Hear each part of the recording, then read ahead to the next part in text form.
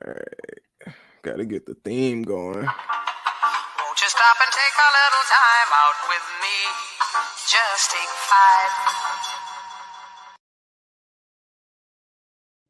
5. Okay. So it's been, I don't know how long actually. I think it's been over a week, but we're on here. We're on the live. I got my good friend Joey here. What's up, man? How you doing? Doing great, man. Thank you again for having me. Yes, sir. Yes, sir. Always a pleasure. And so what we're doing today, I'm calling it Momentum Episode 1. We've done a bit of a momentum segment where I highlight a team that's been on a winning streak, doing well, something to talk about in the NBA. But we're actually gonna make it a full episode today. So we got it. You're our guest NBA analyst, so I had to get you on here for this one, right? And what we're gonna do here is we're gonna go through all 30 teams and give our takes about what they've done, what they're doing about 20, 25 games into the season, what we see out of these teams, and where we think they'll ultimately end up at the end of the year. So this should be very good. Been waiting to talk some good NBA basketball because we've got a lot of storylines, a lot of things, man. A lot of things have been going on in this short span of the season. Like it feels like it's been going on like I don't know, at least 40 games the way it's been playing out. But no, so It's 30 it's teams. crazy. I was gonna say it's Yeah. crazy to Go ahead. think before we start the wheel. It's crazy to think that not a whole lot of trades have been going down. Even the guys that have been signing free agency, they don't get traded until like what January 15th. The deadline isn't here. Yeah. A lot of things can shake up, but yeah, it's crazy that only this amount of time has gone past. Feels like it's been a lot longer. No, absolutely. And we're gonna get into everything. Like I know you got a lot to talk about your Bulls and everything. So we're gonna get into it. What up, Drew? He tuned in at work, but let's get into it. So like we're getting into, we got the 30 team wheel spinner here. All right, so I'm gonna just spin the wheel and see, where we land, what we're starting with. I think that's the best way to do this thing. All right, so let's go. Let's see what we got. And it's stopping on the. Ooh, it's a good place to start. So we're talking about the New York Knicks. Okay, we're talking about the New York Knicks. All right, so in my notes here, I got them at 14-11. Right, they've been led by Jalen Brunson. We saw he had a monster game the other night, going for 50. That was absolutely incredible. He hit 9 threes. I think he was 9 for 9 that game. Very tough performance by him. And of course, we got Julius Randle starting the year off a little bit slow, but he picked it up in recent games, giving us 22 and 9. And shout out to big Mitchell Robinson they've got in the middle. He's leading the team in rebounds, steals, and blocks. They definitely were missing him for a large span of the year. Last year, I remember he went down. And I think he's down now too, if I'm not mistaken. Joey, what's going on with the Knicks right now, man? I think Jalen Brunson has established himself as a top player in the East. He even did that a little bit last year. I think Sure. he definitely makes a case for top 3 point guard in the East right now. The Knicks right now, I've got Basketball Reference pulled up too.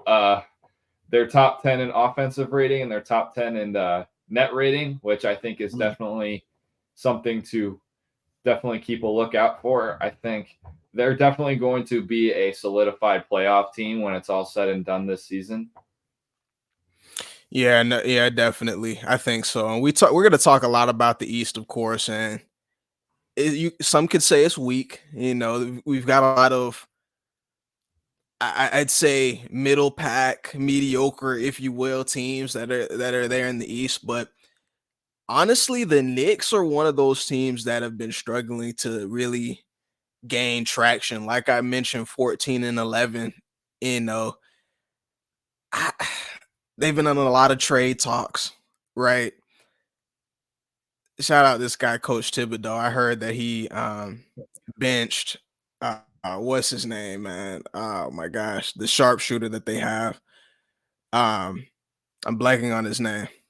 Shooting Oh guard.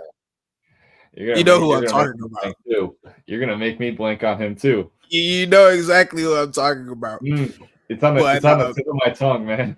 yeah, he wanted a bigger role in their offense. And Thibodeau, he's old school, so he said, "You know what? You sit down, you roll with the bench. That's how you get a bigger role there." Oh, I got it. It's Quentin Grimes, right? Quentin Grimes, yeah, yeah, Quentin Grimes, yep, yep. And he's a good player. He's definitely a He's a really good solid player. shooter.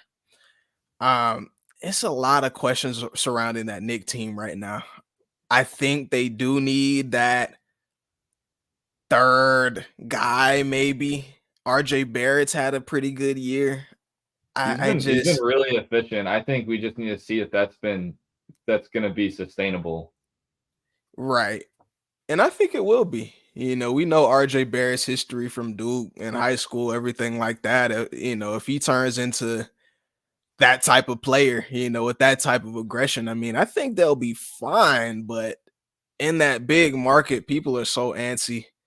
They have their opinions about Julius Randle. You know how that goes, man. I just think And they need to wait, have patience. That's me. I think we've also seen the first year they made the playoffs in 2021. RJ Barrett had a spectacular season. I think he shot Yeah, like 40% from three. He's been really good. He's been doing it on defense. He's right. just been showing a little bit of inconsistency, but I think maybe this year we'll just have to see if it's sustainable. If his defense and his shooting is gonna keep progressing and lead the Knicks to maybe a dark horse Eastern Conference Finals appearance, man. Maybe. Just maybe. I don't know. I think that's a little That bit of might a be hot too take. far. Could be. Maybe. Could be just depending on how the Bucks and the Celtics are doing. I don't know, man. We'll have to see. We'll have to see. Julian, you're ridiculous. I'm not even gonna acknowledge you any more than that. I'm gonna keep spinning this wheel. Let's see what we got next. We're gonna talk a lot about the East and how that's gonna shape up, but I think we got another. Oh, okay, got another good one. So we have the Warriors going next. The I was banking on the Warriors. Warriors to show up earlier too, man. There's a lot to talk about with them. There's a lot to talk about. Let's get the good out the way. So I have a right here, second in rebounds per game, believe it or not. They have a smaller team, but we know Looney, he does his work on the glass. Um, Curry, of course, he's killing it again for the, He's millionth still a time. top We three know player in the exactly league what he right now, does. man. He's He's doing him. like that. I mean, he's absolutely ridiculous. We're talking about 28 a game, 41% from three. And I wasn't a believer of the addition of Chris Paul, but he's came in and he's helped lead them in assists and steals. Um, it's been a pretty good player. Pretty good player. It pains me to say he's been all right for what he can do. We got the Um, notorious Chris Paul hater, man. listen, man. Like I just hey, he's doing all he can. I don't think you could ask much more out of him. I'll leave it there. What you got about the Warriors? Of course, we got to get it to Draymond, but what you got? Look, man, I think like they're in a really funny place right now. Clay Thompson has definitely shown some regression. They've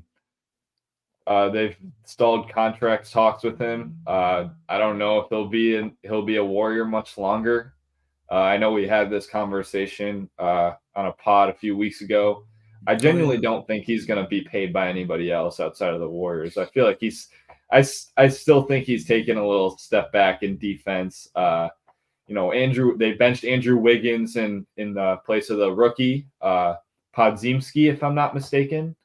yeah. I think that's definitely something to worry about. I think you got to hope that everything is going all right with Andrew Wiggins and especially Draymond Green, who is suspended indefinitely. And this morning, it's been reported that he's going to therapy. He's going to be reevaluated in 3 weeks. So you got to hope that everything is all good in the headspace of Draymond Green. Yeah, I definitely saw those reports today about Draymond.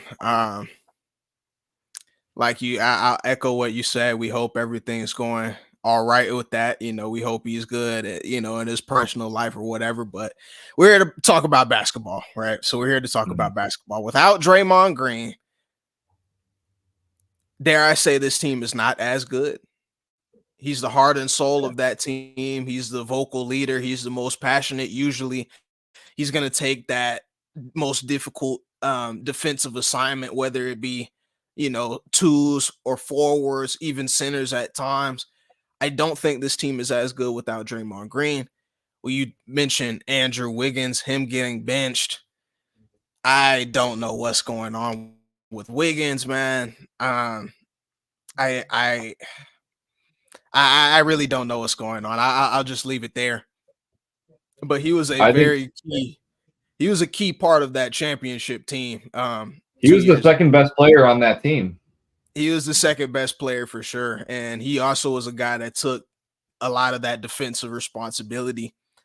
Um, you go into Clay Thompson, like you mentioned as well. He might be turning a corner. It seems lately. He's put up, some 27, some 28s. Like he may have turned the corner a bit. We're hoping, right?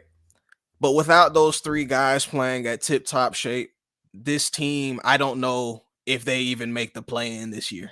I'm that down about the Warriors. I don't know if Curry can carry this team the distance. I don't know. I don't even think they're that good, even with Clay and Draymond in the game with how they've been performing. I just don't see it. I think this is the prime time to play your young guys. I think Steve Kerr is that. I think Steve Kerr at this point is definitely on the hot seat too for his Oh coaching yeah. position. I Oh think yeah. I think we've shown a lot when they haven't made the playoffs in 2020. I mean, albeit Curry was injured that year. Mhm. Um, they finished at the bottom of the league. They got James Wiseman with that pick. He's not on the team anymore. Obviously, they traded him away to Detroit to get back Gary Payton. Uh, Free stuff, my man Julian. I mean, I don't know. I think Steve Kerr. I think they got to get him out of there too, man. I think he's best with talent around him, and I think he's not the type of coach you want to be rebuilding because he just hasn't. I think all we've seen with these young guys, they've just shown flashes, not really a Yeah. whole lot, but I think that's pretty much it. And I think, especially when they were good, when they won that title and they, been praised for all that young core, I think they were probably the most overrated young core in the league, personally. Mhm. Um. Well, I mean, you definitely could call him overrated. It sucks about Wiseman, man. Like I know he's been gone for some time now from the Warriors, but he's not even performing on that Pistons team. And of course, we'll get into that. But man, I thought he was going to be one of those young guys that could run with that dynasty, could help Mm. elevate them. They've got, I think it's Trace Jackson Davis. I hope I'm not messing up his name. You're right. Um, You're right. The guy from yeah, Indiana, Hoosier. yeah, he was a great college player, and he's come in and he's been a very active guy. Somebody that they can lean on the bench, but I fear that the dynasty as we know it has concluded. All right. I don't think this thing is going to get any better anytime soon unless drastic changes are made, not only with the attitude of Draymond Green, the play of Clay and Wiggins, but they're going to have to get some real guys they can lean on, I think, on that team, man. That's how I feel. But I'm going to keep spinning the wheel. Let's keep it moving here. Let's see what we got. Oh, no, don't do it. Oh. All right. So we got my Oh ATL man. Hawks.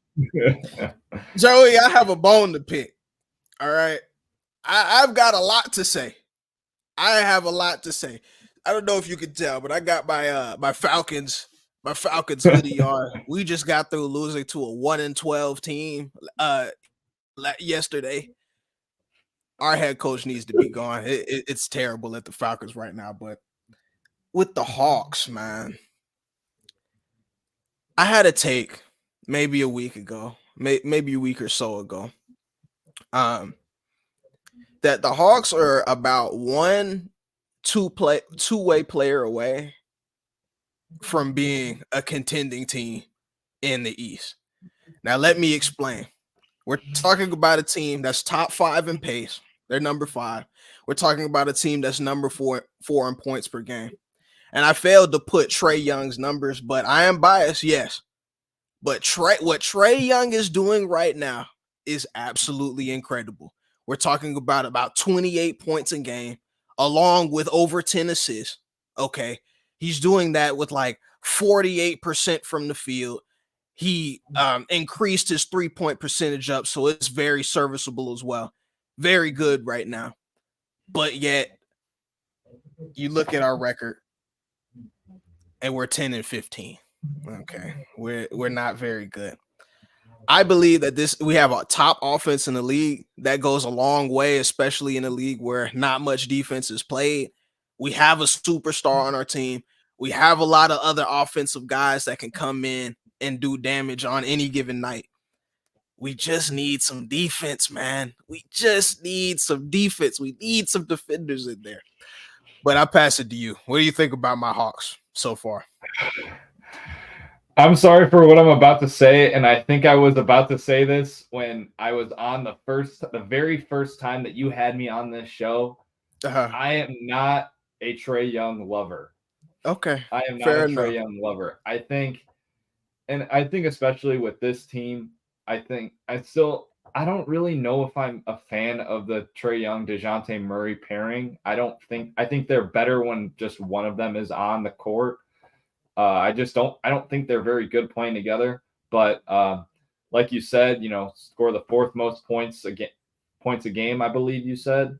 Mm-hmm. Yep. They have the 4th best offensive rating, but they also have the 4th worst defensive rating, which makes out for them to be the 20th in net rating. I think, yeah, especially defense, I think they could swing a few trades, maybe a trade for a certain Raptors player or two. Maybe not both of them at the same time, but definitely one of the two. Mm-hmm. I think that would definitely help them. But I think here, I want to ask you your thoughts. Do you think that Clint Capella needs to be traded? Do you think that Onyeka Okongwu needs to be started? I want to hear this from a Hawks fan. I want to ask for your opinion on that. Well, let me say that I'm a bit different than the average Hawks fan. The average Hawks fan definitely is like, okay, ship Clint Capella out yesterday. Clint Capella, for what it's worth, he's the glass cleaner that everybody strives to be. He's going to get the rebounds. He's undersized, unfortunately. So his defense, you can say what you want about his defense. Sometimes it's good on certain matchups. Sometimes it's horrible with other matchups. But I think when you have a guard like Trae Young, you need a lob threat at the rim. And you need somebody that can, come out. He can switch a little bit. He's getting older. You know what I mean? But when you talk about Clint versus Okongwu, so we played a game against the Raptors, I think 2 days ago, and Clint Capella didn't play. He was out. I think he had something was sore. I don't know. So Okongwu started for us. Okongwu is 6'8". Okay. You can't start a 6'8" center in this league. Okongwu is a great backup. He does work. He's working on the jump shot. He's a very good player. But I don't think we can start him if not at that 4 spot. You know what I mean? Which brings me to my take, like, okay, give me a 2-way guy. You mentioned some of the Raptors players, but if I'm thinking bare minimum, you're a Bulls fan. Give me Caruso. All right. No, listen to me now. Give me Caruso. All right. We'll bring him off the bench. He can back up Trae. He can back up DeJounte. And then give me a 7-footer a true 7-footer, not a 6'10", not a 6'8", a 7-foot guy that can come in, just run the floor, be active on the glass. It's all I'm asking. And I think this team is much better than what we're seeing. Last point I want to make about the Hawks. You mentioned the DeJounte and Trey Young pairing. Okay. Last year, Trey had a somewhat down year for himself. Everybody was saying, okay, we may need to trade Trey Young. Now we get to this year. Trey Young, he's playing like an all NBA player. This is undeniable. I don't really care how you feel about it, Joey. This is undeniable. Okay. He's playing like an all NBA player, definitely an all-star. But DeJounte Murray has taken a step, if not leap back. It's like we can't find a way to utilize them both. We thought Coach Quinn was going to come in and maybe help that offense, but like you're saying, it's a lot of my turn, your turn when it comes to the two guards right now. It's been tough. It's been tough. But you got anything else about our Hawks? I think my outlook, if they swing for a nice two-way player, a nice two-way wing, maybe get off that DeAndre Hunter contract. They signed him for what? Maybe was it 4 years, 90 mil? It was Something like that. I have no idea. I think if they get off that contract and maybe find someone who can help them more so now, I think they're in a good spot. I think they have a chance of maybe making it out of the play-in. Maybe even like absolute ceiling, maybe being like a 6 seed. Who knows? Yeah. I mean, again, we look at these standings right now. East is wide open, man. I mean, we're behind Brooklyn right now. It's wide open. I think anything can happen. I'm sure these standings are not what it's going to be like even in 20 games. You know what I mean? But hey, I agree with you. Gonna spin this wheel again, see what we got. Oh boy. So we have the Washington Wizards next. All right. So the pool saga has begun. You want to start us off, Joey? What you got about the Wizards? I don't know. I think it's, for me personally, I've heard all these rumblings about, them wanting to trade Jordan Poole and all of that. I think it's a little too early to be saying something like that. But at the same time, the kind of intangibles that he's demonstrating. You see the viral clip of him, just kind of ignoring the coach. I don't know, man. I think it's a little too early to be giving up on Jordan Poole. I think he's given us a little bit of what we could expect from when he was in Golden State. I think, newsflash, you're not in a Steve Kerr offense anymore. I don't know. I think it's too early to give up on him. I think you definitely could trade away Kyle Kuzma for some pieces. He's on a really like pretty okay contract that I think you could still get some value for. I think Denny Avdia is a pretty solid defender. That's pretty much all I've got for the Wizards, man. I'm gonna take a quick pause before I get into the Wizards. So we got the Pro Am podcast. Shout out to you guys, man. Been following for a minute. As a Hawks fan, thoughts on D'Lo, Rui, Max Christie, and picks for Ice Tray? Too much, too little, or fair trade? I'm going to try to keep my bias down. I want to scream at you. I want to yell at you. Because honestly, like y'all have followed me for a long time. I don't know if y'all know, but I'm first a Lakers fan. I'm an LA Lakers fan. But I live in Atlanta.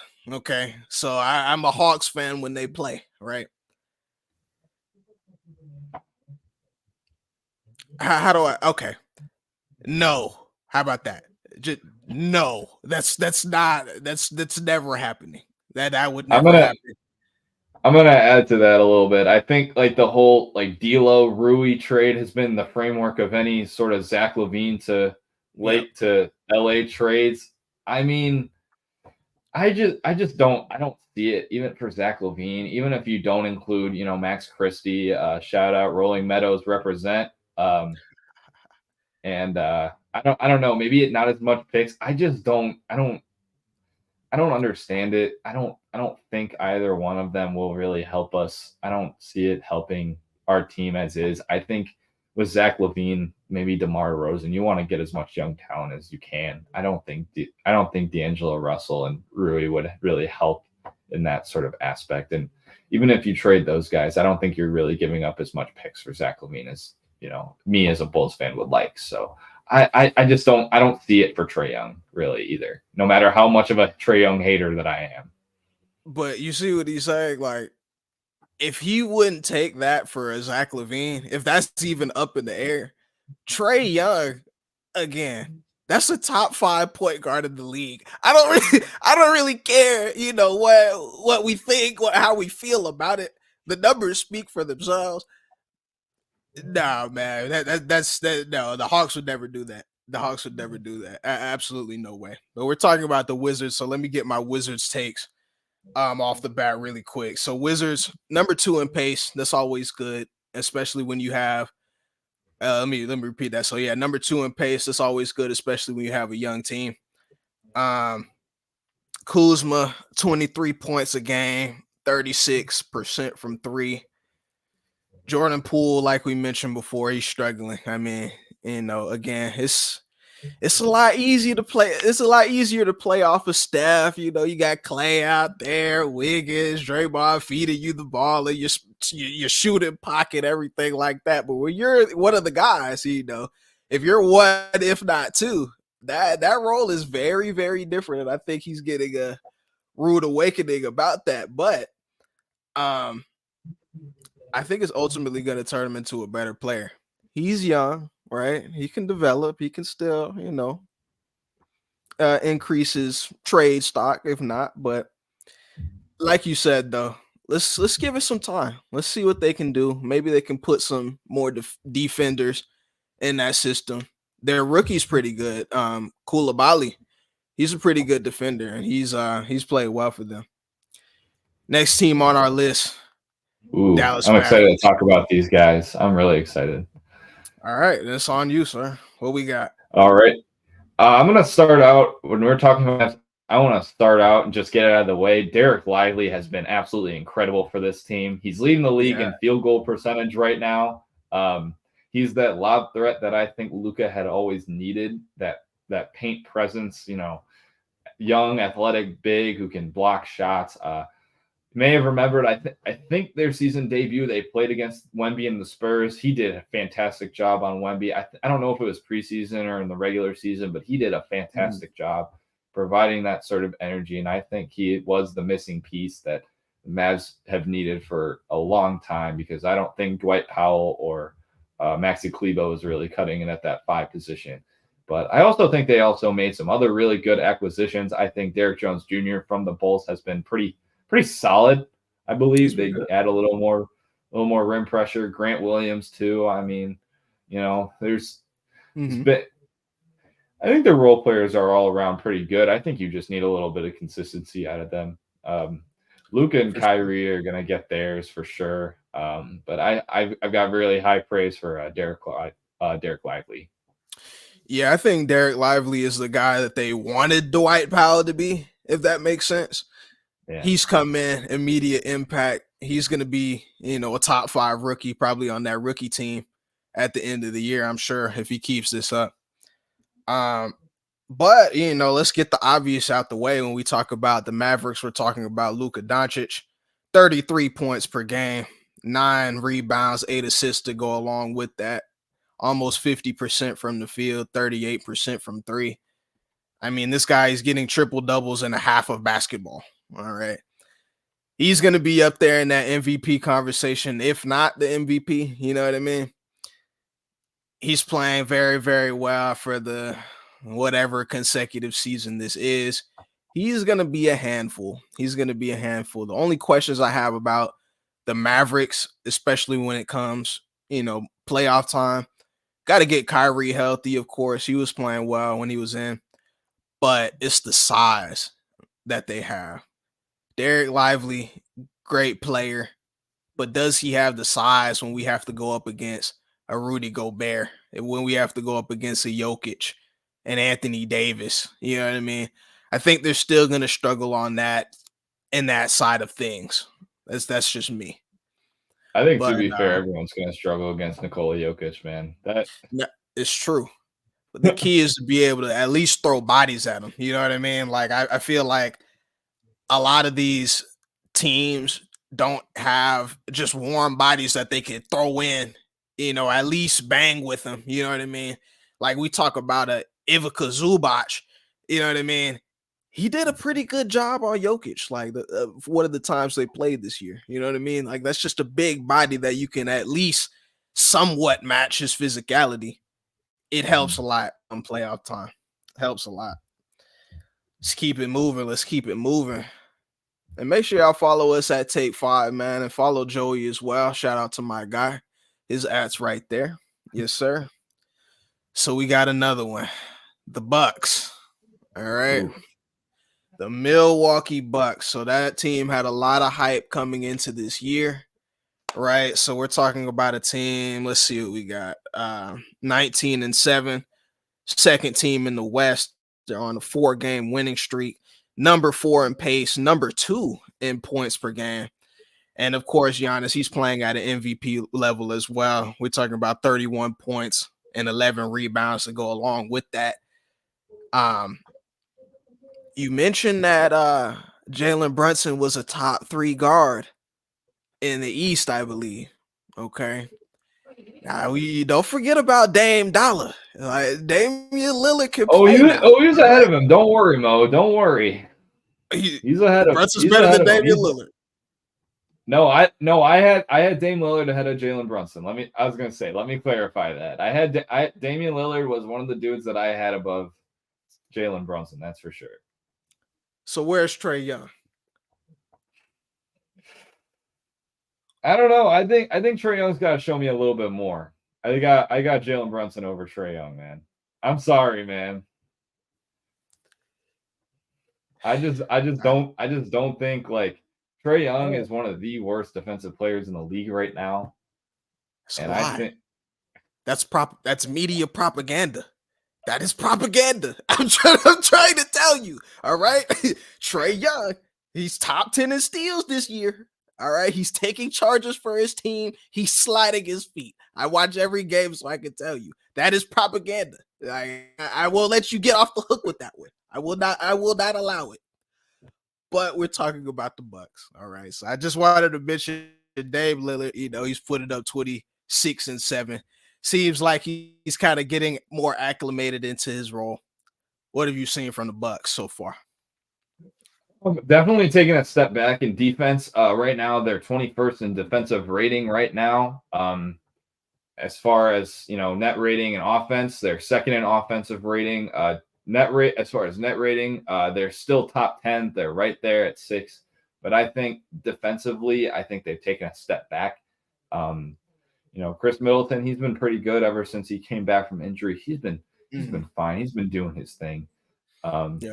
Brook Lopez, I think you could definitely tell. I mean, he's still averaging three blocks a game. He's still been pretty good. But I think eventually we just got to see how much that's sustainable, how much that age is going to catch up on Brook Lopez, how much are those injuries going to catch up on Chris Middleton. I don't know, man. I just got to see if that defense is sustainable. Maybe it'll get better eventually. We just gotta see. I think, especially when you give up one of the best perimeter defenders in the league in Drew Holiday, and you take him back for someone who's not exactly his defense is definitely not his calling card in the league. Obviously, you're going to take a little step back, but I didn't really expect him to take that big of a step back. So we'll have to see if their defensive struggles will be sustainable. Yeah, these are all great points. I want to cite the NBA in-season tournament. Okay. How'd you feel about that, by the way? How'd you like the in-season tournament? I think it honestly, man, personally, I like it, but I don't. I think there's definitely things that could be fixed. I think everyone's calling for, winner of the in-season tournament should get an automatic playoff spot. I'm not about that. I'm sorry. I think that's too big of a. I think that's too big of a prize. I think that's way too much, and I think especially they're calling that because your Lakers won. I think that they're calling for that now just so they deserve an automatic bid to the playoffs. I don't think so. I think anything could happen. Like we said, like this is a little over a quarter of the season. Anything could happen. You could make you can make a terrible trade that could just stick a fork in your team's plans and can just go downhill. And I just think like if you win the in-season tournament or if you get some sort of prize for finishing well in that in-season tournament and everything just goes downhill, you just are left with a team that doesn't deserve to be in that playoff picture and that will get embarrassed by any other team in that who actually fought their way to get there. For sure. No, a playoff spot, that's too much. And I think that kind of undermines the tradition of the league. You know what I mean? Like you really have to fight throughout an 82 game season to get into the playoffs. I mean, you can't just accelerate a team there, no, for sure. But I wanted to talk a little bit about that in-season tournament because the Pacers, they went in, they knocked off the Celtics, and they knocked off the Bucks. Okay, so we mentioned the Bucks defensive woes. They definitely could have used, a perimeter defender out there. Even though Drew Holiday got cooked by the Pacers too, they definitely could have used his perimeter defense there. But you mentioned Brook Lopez and his age, as it pertains to that defensive end. Great player. But that drop coverage that he was playing against the Pacers, man, that's never gonna cut it. Not with the guard play that we have in this league. Like that's never gonna cut you got shooters on that Pacers team, and we'll talk a little bit more about them later. But for sure, I just don't know how long that's gonna be sustainable. I feel like Brook Lopez is gonna drop off a little bit. Yeah, I think so. I think so. I think they're gonna have to play Portis. They're gonna have to play Bobby Portis a lot. Go smaller. I mean, you still have Giannis in there. He's no slouch defensively. I think they're just gonna have to go small and see how that works. All right. So next team we got the red hot Timberwolves. Okay. All right, so let's get to them. So they're at the top of the West right now, 19-5. We're talking about the team that's number 1 in defensive rating, led by Anthony Edwards, giving us a 24.5 rebound, 5 assists averages this year. We've got their defense anchored by Rudy Gobert. He's blocking 2.4 shots a game. What do we like about the Timberwolves right now and what they've put together? I think they're definitely one of the surprise teams so far this season. I think if you were to tell me before the season started that the Timberwolves were going to be first in the West with the best record in the league, if I'm not mistaken, I think they have the best record in the league. Double check that. Ant-Man fell victim to the big. I just saw the tweet about that this morning, man. That's so crazy to me. But I don't know. If someone were to tell me that the Timberwolves would have the best record in the league, or one of them at least, I think they do have. Actually, no, the Celtics do. They got the Wolves by 1 win. But if you told me that the Timberwolves would have been number 1 in the West, I would have thought you were on something. But I mean, credit to Anthony Edwards, credit to Rudy Gobert, Karl Anthony Towns. He's been through his struggles so far this season. He's been someone who's been on the trade block. We don't know if he's going to be traded somewhere or not, but I don't know, man. I think we'll have to see if that's sustainable. I think so far, the Rudy Gobert, Karl Anthony Towns pairing isn't as clunky as I thought they would be, but they are still 17th in offensive rating right now. So I think there's a lot to clear up on that. And for sure, like you mentioned, they're first in defense. I think it goes a long way. I think if they clear up their offense, I think they are going to be a real threat in the West. That's for sure. The Hawks beat them this year, by the way. I'm just saying. I'm just saying. But no, so yeah, when you're number 1 in defense, that's something to hang your hat on. That's something to feel great about if you're a Wolves player or a Wolves fan. Like you mentioned, the Karl Anthony Towns, Rudy Gobert, big man pairing. they're starting to figure it out, it seems. Like I think they're figuring out their spacing slowly. Offense is still to be desired. But what I like about the Wolves is their role guys. I mean, you talk about bringing in that Nas Reed guy. I think Jaden McDaniels has come in, been a great 3-and-D guy. They've got a lot of length on the perimeter, and of course, they're anchored by Rudy Gobert. You're gonna have to get through the Timberwolves. You really are. And I do think come playoff time, somebody's got to stop Anthony Edwards. I mean, he averaged 30 against the Nuggets. You know, you can say what you want about their defense, but hey, they're a force. They're a force to be reckoned with. I wouldn't want to play them. I think it doesn't go without putting in Mike Conley in there as well as your playmaker. You're not really expecting him to score. That's what you got, Anthony Edwards, Karl Anthony Towns, and even Rudy Gobert to do. He just needs to set up Rudy Gobert and all that stuff because I'm of the firm believer that Rudy Gobert has no offensive bag whatsoever. So he's got all the defensive top. So I think he's always needed that guy to make plays for him, and I think Mike Conley is that perfect guy. He can score a little bit, but he's not. That's not what he's there for. And I think Nas Reed is really good. He's a very high quality role player.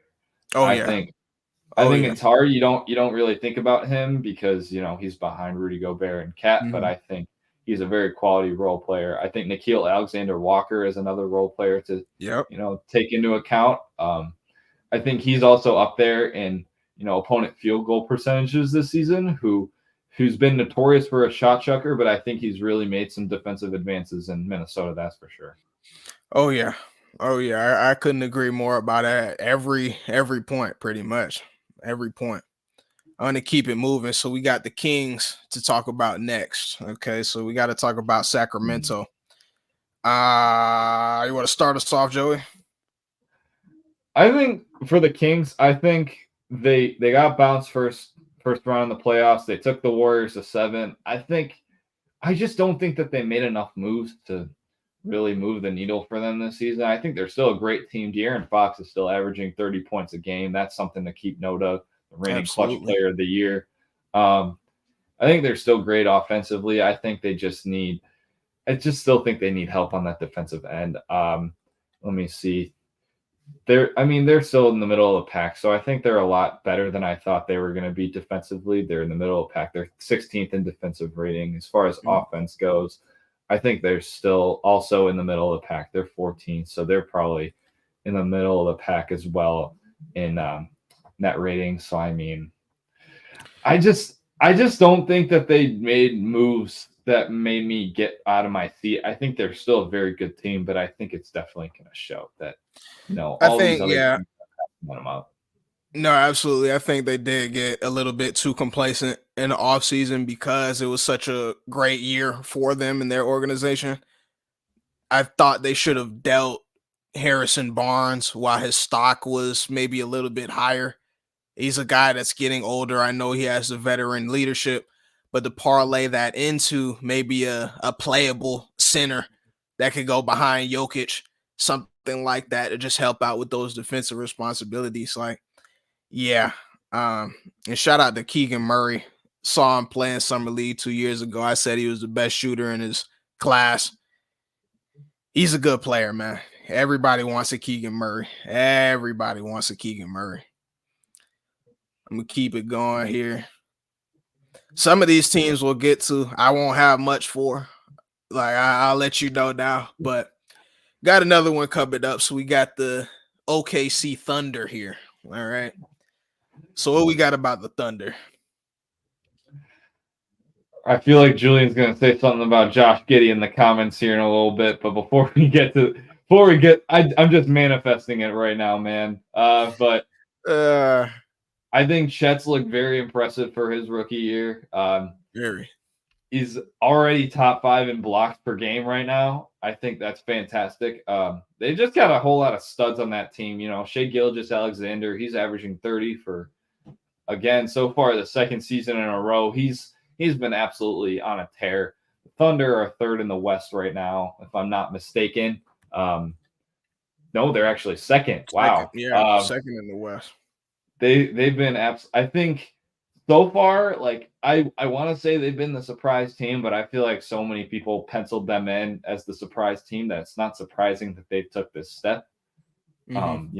Jalen Williams, both of them have been pretty dang great. They've got shooters too. They've got Isaiah Joe. They've got Cason Wallace, who's leading the league in 3-point percentage so far this year. He's Oh been yeah. shooting, I think, 52% so far, if I'm Yeah. not mistaken.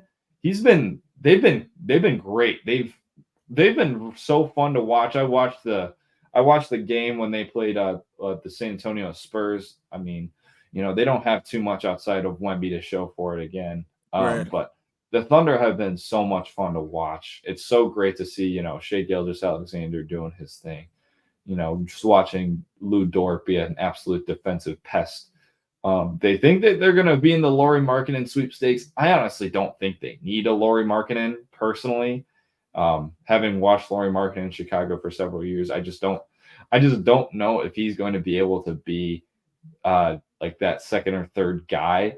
I think, Mm-hmm. He's been that great in Utah just because, there hasn't really been anybody else. I But think I think they're good right where they're at now, personally. I agree. But when you feel like you're good right where you're at, that's when you just add some things to the edges. You know what I mean? You just add some subtle pieces in there. Like I read today that Isaiah Stewart's on the market. We talk about that guy from the Pistons that was running after LeBron James through the tunnel after he got hit in the face. They could use, a backup center enforcer type of guy, minimal role, right? I think they should be after somebody like that to bring in. But dare I say, Oklahoma City is the most entertaining team to watch in basketball right now. I mean, that's what do I have for OKC? Number 5 in points per game. Obviously, Shea Gilgeous, he's going to be up there for MVP voting, possibly All NBA again. He's killing. They're a fun team to watch. Like you mentioned, Chet Holmgren, he's been great. I mean, he's been awesome. He's going to challenge Wemby for that Rookie of the Year. I definitely believe that he's going to challenge him. I think Yeah, it's crazy even that they've got all these picks still stacked up. They haven't really. Shout out to Sam Presti, man. He's been kind of keeping those picks under wraps that they've got all from Paul George, from Russell Westbrook. this is true. Even they've got these picks under wraps. They've made subtle moves. They're looking really good. I think they could. I don't know if they're going to be quick to deal these picks out for people that can help them right now, but even Kenrich Williams, I can't believe I forgot about him. He's been a very good locker room presence for them too. I think he just played his first game very recently. I think he's been out, but he's also another guy that I think is deserving of recognition on this Thunder team. They've been incredible, man. They've been absolutely incredible. It's like top to bottom impressive. You know what I mean? Like Josh Giddey, I'm not a fan. You know what I mean? We could talk about the off the court stuff another time. I'm not really a fan of his game. He's been a solid point. He doesn't have to do much. He's like a game manager. You know what I mean? He's like he's just that connector, man. He's that connector. Yeah. He'll give you that little razzle dazzle. All those, like some of those passes that I've seen Josh Giddey pass, I'm like, wow, like that's incredible.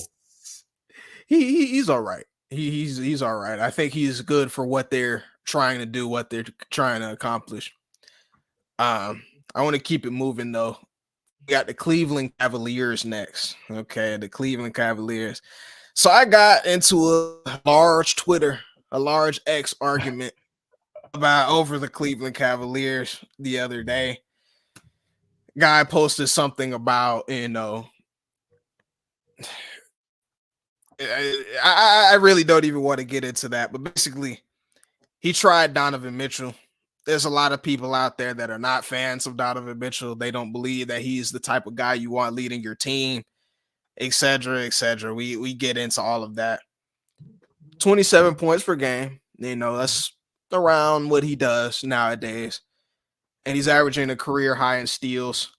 But we know that just recently, Darius Garland and Evan Mobley both went down for them. They're going to be out for some time. So what do you think about what Cleveland's got going on? so far?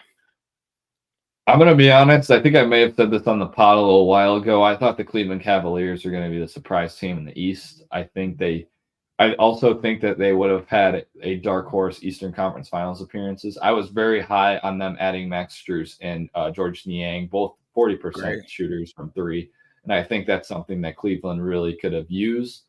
But honestly, I'm very surprised. Because I think they've got the 21st ranked offensive rating and net rating. Defensive rating, as expected, they're still top 10. They've still had, Evan Mobley, who's obviously injured now, and Jarrett Allen up there. They even signed Damian Jones, which I don't know how he's been. I don't know how he's been. I don't know how much of a, contributor he's been for that team. But Can I just, Joey, while you're here, this is what I get every time I bring up Donovan Mitchell. This notion that he's a great player, but he can't be the one on a championship team. Joey, so I just want you to answer this question for me. If you had to give me a range about how many players in this league do you think could be a number one player on a championship team?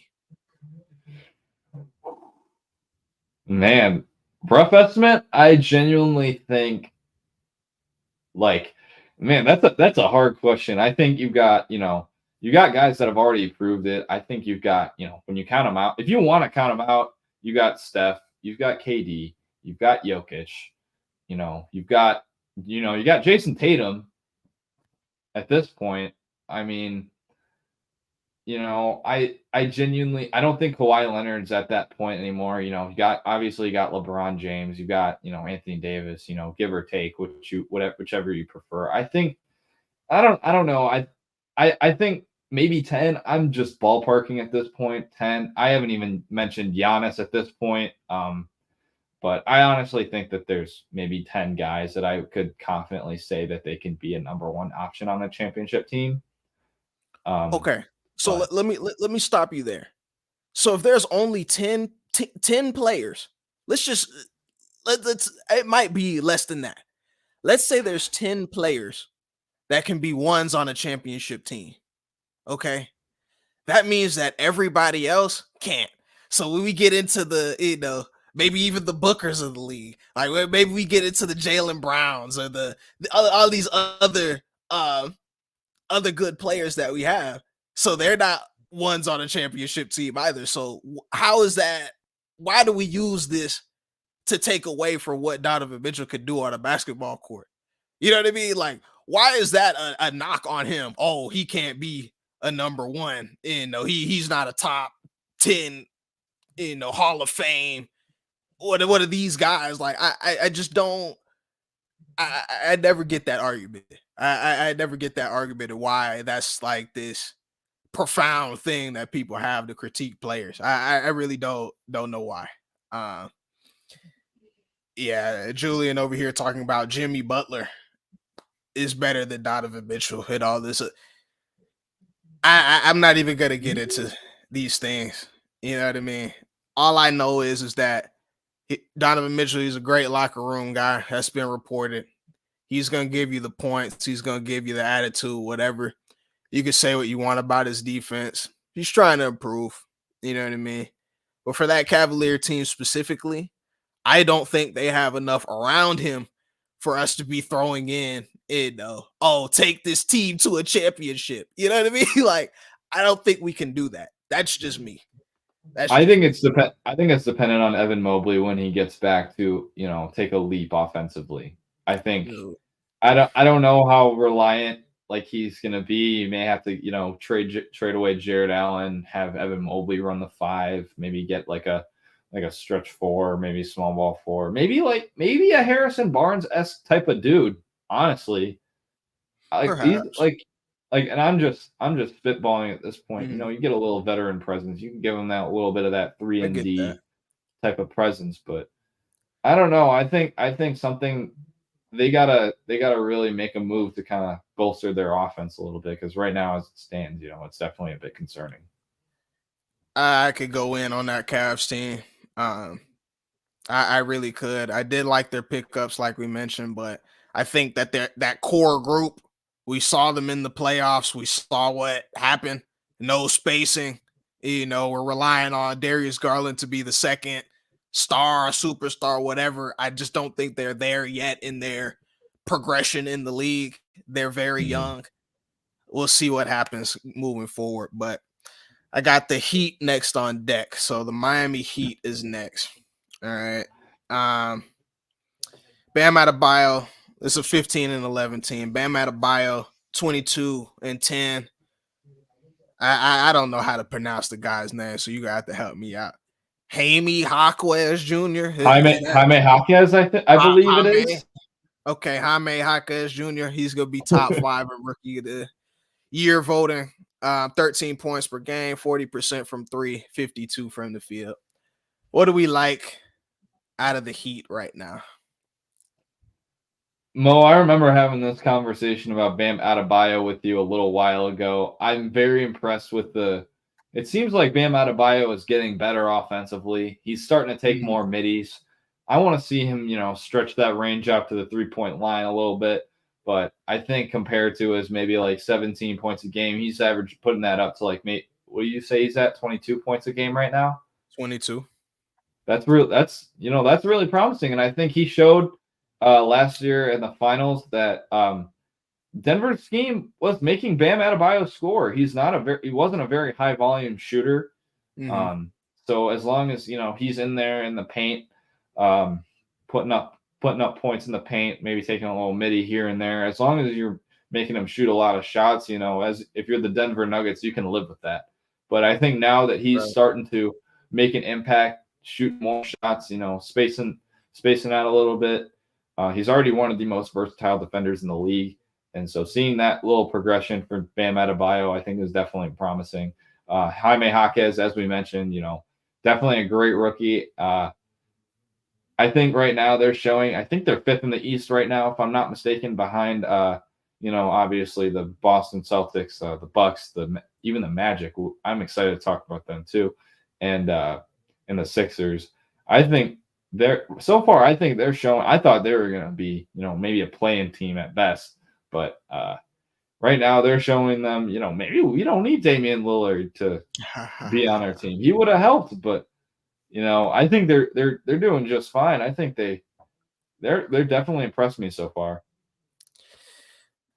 I think I am impressed of how well. I can't use the word impressed. Because what do the Heat hang their hat on? They're a team that just finds ways to win. You know what I mean? They're going to attack a mismatch, right? They're going to play solid defense. They're going to be disciplined throughout the game. So we're still seeing that same thing carry from last year. I am impressed that the rookie was able to come in and have this type of immediate impact for them. Tyler Hero, he went down again, but when he was playing, he was proving that, listen, I can score. You know what I mean? Like I can be one of the top, 15, 20 scorers in this league. Y'all just give me the opportunity. So if he's gonna come back in, I honestly think that's gonna be another dark horse finals run for them if they can be healthy at the end of the year. So I don't know. I don't want to see that, of course. I'd be sick of the Heat, but I can't lie to you. I'm sorry. They hang their hat on the Heat culture thing, which I think if they put that on the jersey is one of the corniest things I think I've seen in the league for a while, me personally. That's just something that I think just needs to be like a thing and not have to put it on a basketball court or on a basketball jersey. I just think that they just took it one step to the next level corniness, man. I blame whoever, they have jersey designers or whatever it is. I doubt it was Eric Spoelstra and Pat Riley. They're like, yeah, we need to put the culture on the jersey for the city. Nah, I blame somebody else for that, but I think they're right where they would like to be. You know what I mean? I think they're doing all they want to be doing right now. Next team up is the Houston Rockets. Okay, so I've been very impressed with them. What you got about the Rockets? Well, first of all, before I get into Alperen Şengün, I've sang my praises for Alperen Şengün, having him in that whole DeAndre Ayton conversation a few weeks ago. But I think Ime Udoka, again, he is probably the biggest coaching upgrade you could make. He is debatably a top coach in the league right now compared to Steven Silas, who was, arguably the worst coach in the league at that point. Mhm. I think Şengün looks like an absolute all-star. I was wrong about those signings. I say what you want about Fred VanVleet, Dylan Brooks. I think they've done their job. It sucks about Amen Thompson going down. Hopefully he'll get back soon. Right. Because I really want to see him in action, see what he can do. I think he shows a lot of promise if he can get that jump shot down. Uber athletic. Great defensive chops. He's a raw prospect, just like his brother in Detroit. Mhm. But For I'm sure. there's a lot to be excited about. I didn't think that they were gonna do a whole lot, but Ime Udoka out there got these guys proving me wrong right now. So a lot to be excited about this Houston Rockets team. Number 2 in defensive rating, an 11-1 home record. Ime Hey man, Udoka, man. Ime, to me, he's got to be coach of the year for this. They find a way to make it into that playoff, maybe play-in spot. I feel like he's the coach of the year. That's just me. You mentioned your boy Alperen Sengun with 20 points per game, 9 rebounds, and 5 assists. Not an all-star, all right, but he's a very good player on the rise, all right. So I'll give him his credit there. He's a very good player. All-star in the making. Perhaps, that's what I'm gonna say. there's a lot I have to see. There's a lot I have to see. Like, we're talking about a stacked Western Conference, so we'll see. We'll see what happens. Okay, so we got a lot of teams left, so let's get through this here. Oh man, Oh we already eclipsed an hour, man. I know. So let's get through this. Got the Boston Celtics going. What you got about the Celtics? Top team in the league. Top team in the league. Definitely looks like the team that beat in the East right now. They acquired Drew Holiday from the Blazers after that Dame trade went down. I think they got the best defensive backcourt in the league right now. Him and Derek White, both off defense last year. Second best net rating in the league. It seemed there was a lot of questions when they made these trades for Drew Holiday, for Porzingis. How would these acquisitions stand up? Would restructuring this team around the scheme of Joe Mazzulla work out? It's working pretty well. Spoiler alert, it's working really well. Porzingis in the preseason, in the regular season right now, he looked really, really good. Something that I haven't seen out of him since when he was in New York before he got injured. It's really cool. I think I don't know, they're 26th in assists per game. I hope they get that back up. I don't know if they still need that playmaker. Hopefully Drew Holiday can still be more of that playmaker that they need. Right. Maybe Derek White too a little bit, but but they've got Jaylen Brown, they got Jason Tatum, they got all these dudes that can score. And I think with a guy like Joe Mazzulla, I don't know, man. Like, we'll have to see how much that 26 in assists per game is sustainable if they can keep the ball moving a little bit, because Joe Mazzulla has a lot to show me. He has a great deal to show me, because there's no way you're supposed to lose to the Miami Heat. I listened to Michael Porter Jr. talk. I think he was talking to Trae Young on his podcast, and he was like, "Yeah, we were expecting to play the Celtics. You know what I mean? Like, we knew when we got the Heat, we were like, yeah, they shouldn't be able to match up with us. We're just gonna go bring in a mile high and take this one home. That should never happen. So once we get into the playoffs, I'll be keeping my eye on Joe Mazzulla. But Celtics, we're talking about a team. I think they're 14-0 at home, definitely undefeated. Number 3 in defensive rating. So we talk about the impact of Drew Holiday. Number 3 in rebounds. We talk about the addition of Porzingis. He's been good for them, and they've been led by Jason Tatum doing his thing with 27 points a game. So very good on that front for the Celtics. I'm going to keep this thing rolling. I'm going to keep this thing rolling for us. So we got I think it's looking like the Memphis Grizzlies next. Okay. Let's not waste too much time. Yeah, let's not waste too much time on them. All right. Grizzlies. Desmond Bain looks good. He All looks right, your really turn. good. That's all I got. That's all you got. Yeah, Desmond Bain. That's it. Desmond Bain. He looks good. I don't know, man. I think they've definitely disappointed. I think everyone thought, oh, Ja Morant's going to be out. I think he'll be back soon. I think this week. Yeah, He's this week. supposed to be back soon. So we have yet to see, once you put Ja Morant back into the fold, see how they stack up. But right now, as it seems, and maybe a little bit of an understatement, but they're struggling. Do you think they could turn it around? Do you think they could turn it around with Ja Morant coming into the lineup after not playing 25 games and then some? Can they turn this thing around? I think with a guy as electric as Ja Morant, I think it's definitely a possibility, and I think they can turn it around. I'm of the believer that it's doable. I think they could be like a top end play-in team, like maybe a 7 or 8 seed when it's all said and done, and then sneak into the playoffs as a lower seed. But I right now it's ugly. It's definitely ugly. So to my own question, I'm gonna go with a hard no. If they do end up in that play-in position, that means that somebody failed to perform, aka somebody like a Warriors team, one of those guys at the bottom.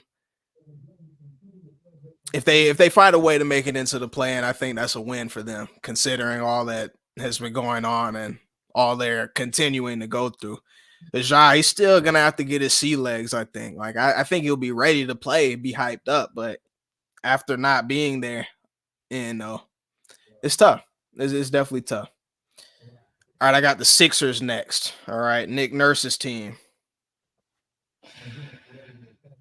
Man, oh man, if only Ian was here right now. I know, right? I know. He's been talking a lot. He's definitely been talking a lot. On a 6-game winning streak, 18-7, top 3. They're number 3 in points per game. Best offensive rating in the league. They're number 1. Best offensive rating in the league right now. Okay, yeah. And they're also a top, I think top 5 defensive rating. I don't know what number. I don't have it here. 5. Okay, so they're 5 in defensive rating, and they're also 5 in rebounds per game. They look good. They look good. I'll tell you what I told Ian. Is it sustainable? All right. So we've got Joel Embiid playing out of his mind. 34 points per game, 12 rebounds. The shooting is ridiculous. He's also shooting 90% from the free throw line. And we know that's significant because he's there the entire night. Man. But this time of the year, I'll throw it to you for this, but we talked about Tyrese Maxey. He started out lightning quick. Okay. So much so that people still to this day, I believe, have him top 10 in MVP voting. Do you think they have enough? Do you think they have enough right now in a playoff situation? I don't think so. I think Joel Embiid still has a lot to show me in the playoffs. Me personally, I think, that I'm surprised at how good the returns of the James Harden trade were for them. I think Nick Batum has been a very solid contributor for them there. Sure. Tyrese Maxey ascending into the player that he is right now. He's definitely, excuse me, he's definitely warranted that star mark right now. Not an all-star yet, but I think definitely a star rising right now. Star. Yeah, definitely a rising star for sure. Joel Embiid's looking like, again, he's top 5 in rebounds, averaging 31 points per game, if I'm not mistaken. You can correct me if I'm wrong. Yeah, 34. 34, I believe. Yeah. He's looking like he's in Yeah. line for another MVP season, but I think when come playoff time, we'll have to see if that's sustainable. If they can make some real noise out there. I also told Ian I think they just rely on him way too much. They've had a stint where it's like Detroit, Wizards, Hawks. They played. They're gonna beat those teams, but once we start seeing those Celtics, Bucks, once we start going out west, I think I worry about Joel Embiid's health. He always has a time in the year where he's gonna go down with something. Then he's gonna have to come back in the playoffs, ramp it back up. I just have to see if it's sustainable. I think that's both our questions about this team, and from top to bottom, really. I think we have all right, so we got the Phoenix Suns. Joey, I had to get my notes out for this. I was Uh, mesmerized because I had no idea Kevin Durant was doing this. I knew he was playing well, but we're talking about 31 points per game, 6 rebounds, 6 assists, 1.2 blocks, 51% from the field, 47% from three, like 87 from the free throw line. Like, are you kidding me? Like he's killing it once again. I mean, he might have to be in the MVP discussion. I think, and the crazy thing is, we haven't seen a whole lot of them at full strength. I think they've actually played maybe 1 or 2 games when all three of Yeah, them are back in the lineup. We yeah, haven't seen them, for a good amount of time yet. And I think they're just starting to scratch the surface of what they could be. I think they still present a little bit of little questions there defensively, but I mean, Josh Okogie's holding it down. Shout out to him. Um, Yusuf Nurkic, I think, has been pretty okay for them, considering they mhm, don't really need him to do a whole lot. They just need him to be, sort of that rim presence, be that little connector piece for them. yeah, Starting to shoot a little bit of threes, which I think I like too. Um, I think I think Frank Vogel needs to instill some of his defensive knowledge in that group just a little more. We'll have to see if they can, buy in on that end. But I think it's crazy. It's crazy. They still look pretty good for all the injuries that they've kind of been through. yeah. I don't know if that lack of playmaking is going to cause a problem for them down the road. That's for sure. Oh, it most certainly will. I will not allow it to slide. Oh, it most certainly will. I've been saying this for since it happened this year, honestly. Devin Booker, he's many things, but he is not a point guard. No, no, no, no, no. You cannot just make that switch into being a point guard for a team like this. I don't care what type of star players they have. No, it takes a great deal of skill to get others involved, keep yourself involved, and then be serviceable on the defensive end. Not everybody understands that.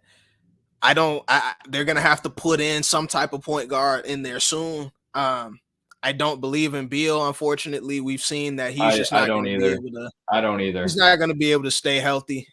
And after missing all this time, is he going to be that effective when it matters most? I don't think I'm so. gonna add on to the Bradley Beal conversation too. Yeah. Obviously his injury concerns, being injury prone. He's missed some significant time the past maybe 3 years. Um, Yes, sir.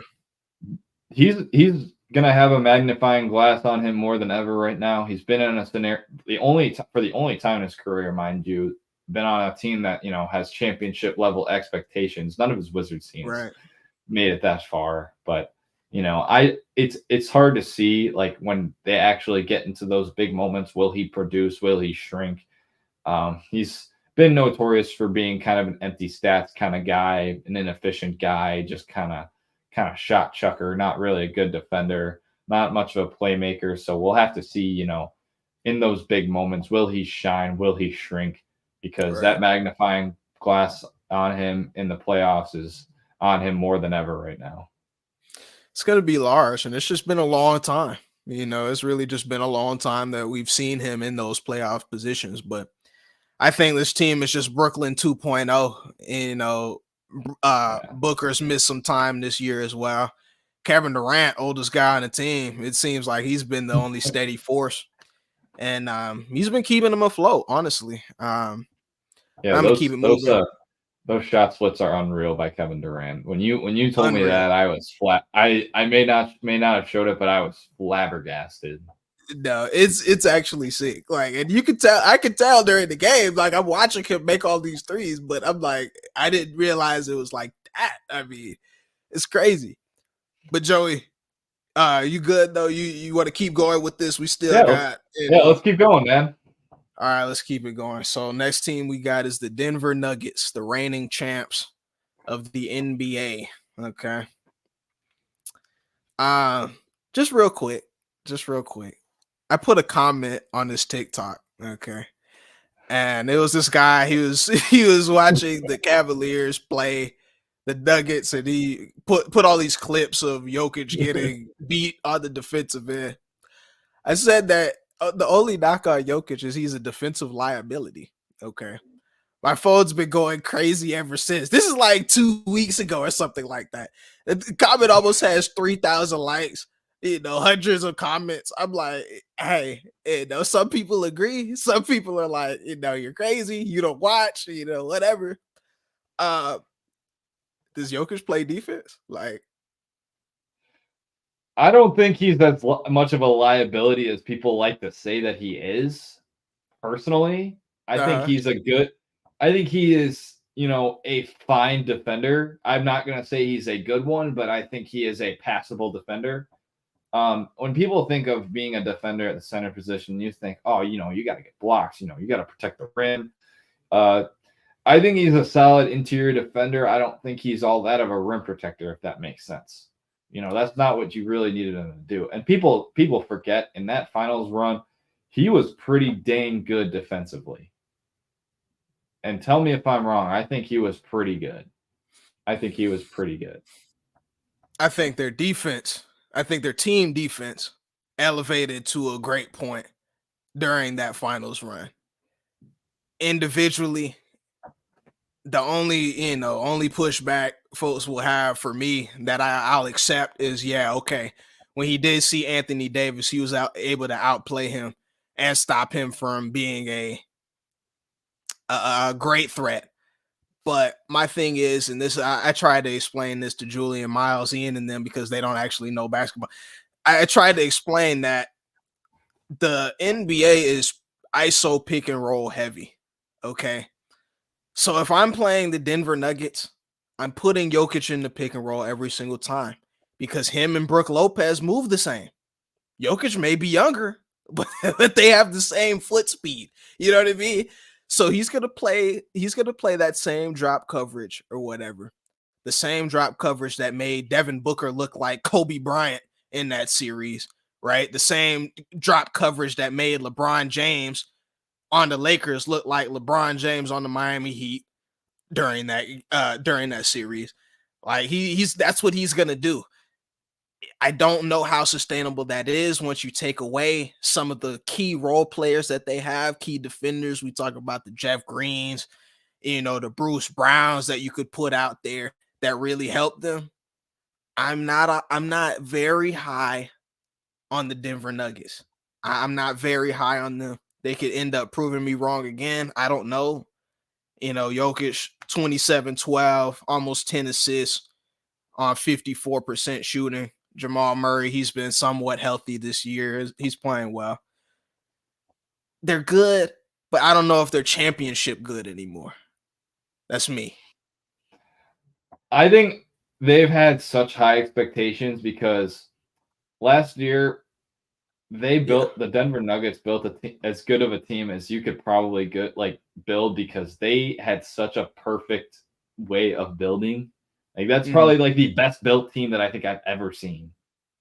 Like they've got role players, like they had Bruce Brown, they had guys that fit with Jokic like right there. Mike Malone had all these plays they could probably have ran with them. Very versatile team, and I think losing Bruce Brown and Jeff Green is definitely a blow to them. I think they just went from a perfectly built team to a very good built team, but I think people want to make it like, you know, it's like the be all end all of the Nuggets, championship hopes. I think they're still a contender. Don't get me wrong. I think, Anyone with Jokic is a contender for sure. I mean, yeah. you can't count them out from what we've seen. But Joey, you know I can't let that comment slide. The best team you've ever seen built. The best team you've ever seen Okay. built. I meant that as far as the role players around a superstar. Like that is the probably like the most perfect you could build around your superstar. Okay. With like Okay. aside from, like the Miami Heat with the big three and all these guys, like Denver Nuggets, But they only had even one all-star. but yeah, but but even still, I feel what you're saying now. Like you talk about, guys that can be lob threats. You got shooting all around. They're a very difficult team to guard, and then they could come back and then play defense as well. I know what you mean. Building around Jokic strong suits, definitely, definitely. Um, I think losing that bench, they've gotten some key contributions during the season from the bench. You talk about Julian Strother, I think Peyton Watson, Christian Brown. They've been playing all right. They've been playing good, but I don't know in the playoffs if they're gonna keep that up. That remains to be seen for me. Yeah, Reggie Jackson has been awesome when Reggie Jamal Murray has Jackson. been injured, but he's a guy that hasn't gotten a whole lot of playing time in Yep. the playoffs last year. So we're gonna have to see if that's also Right. something to look We're at. we're we're gonna have to see. Next team is the Portland Trail Blazers. Hmm. I I don't know, won't man. spend. Yeah, I won't spend too much time on my take. I came in thinking that with their pieces, with the Malcolm Brogdon, with Jeremiah Grant, with DeAndre Ayton, that they're going to be serviceable. But these guys have been in and out the lineup. It's looking like a circus over there right now. They've got a lot of good talent, but they can't put it all together, and I don't think they will. What say you? I, I think this is the point that I've proven about DeAndre Ayton. I think Chris Paul made him look good in Phoenix. I mean, he's still a tremendous rebounder. Don't get me wrong, but I think without Yeah, someone that you know there to set him up, Scoot, he's been in and out. Anthony Simons has been out. Like they don't have that sort of playmaker really to. And I'm hoping Malcolm Brogdon can be that for the time that he's there. Who knows if he's going to end up being traded at the deadline to a hmm contending team or a playoff team. But I this is just proving my point about DeAndre, and he is what he is at this point. I think without a guy to kind of set the table for him, offensively he's not all that. I mean, I'm an Ayton fan. I understand that he has some misgivings, though. You know what I mean? If we talk about his toughness, maybe his tenacity, that sort of thing. But you're 100% right. I mean, who's the point guard on the Blazers that's gonna help a more traditional big man get to his spots, et cetera, et cetera. So without Brogdon, I don't think he'll be that effective. But okay. Clippers. We're finally to the Clippers. All right. So they're on a tear right now. Really 7 game putting winning that thing streak. together. Yeah, what do you Seven think? games. Uh I'll admit when Whew. they first traded for James Harden, I was a little skeptical, like everybody else. But Yep.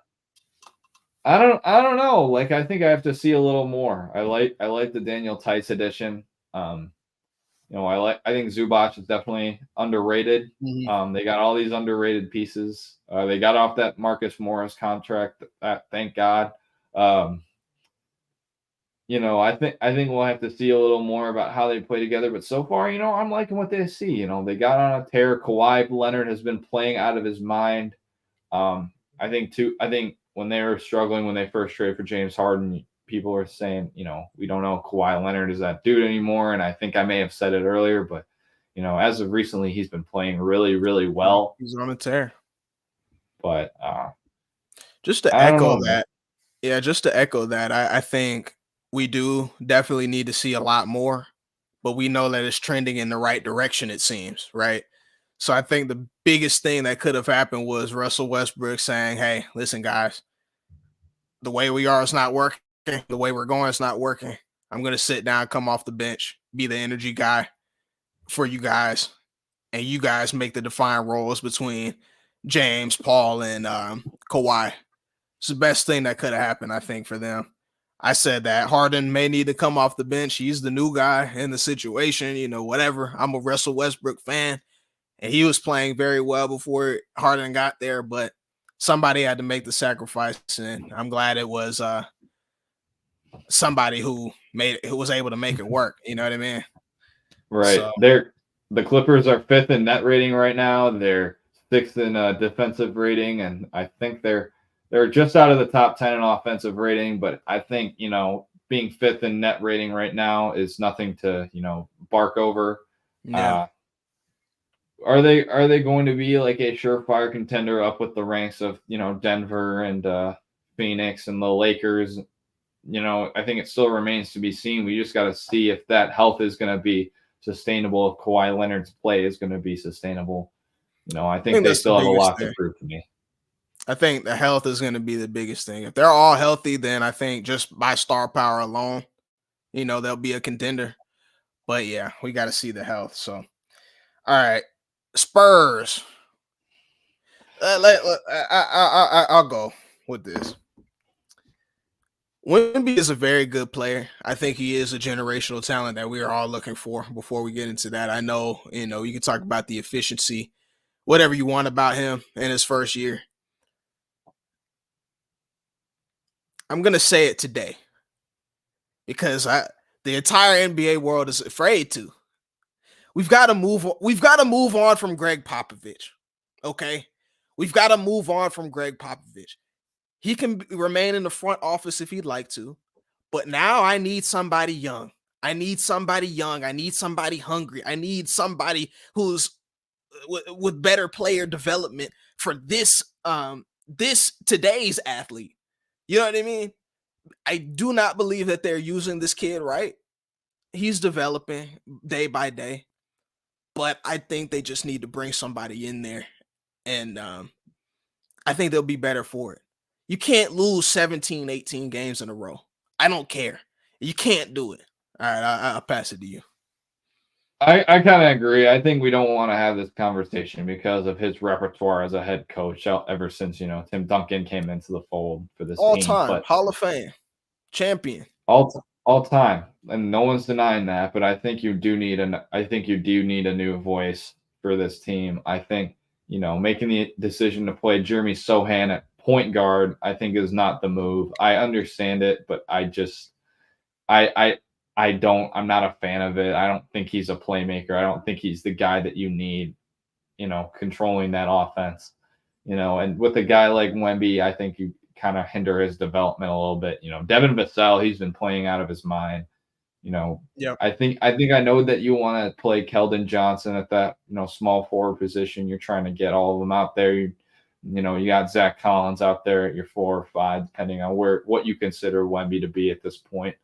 But I think you kind of, and it's hard because when you're as young of a team as you are now, you don't want to part with any of your young assets. But I think I just feel like with Jeremy Sohan at the point guard, it feels like you're putting a square peg into a triangle size hole. If you get my drift.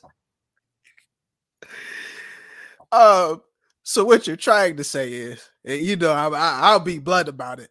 He's just not that good. All right, He's not a point guard. No, he's not a point guard. I don't even think he's a guard. Period. Listen, man.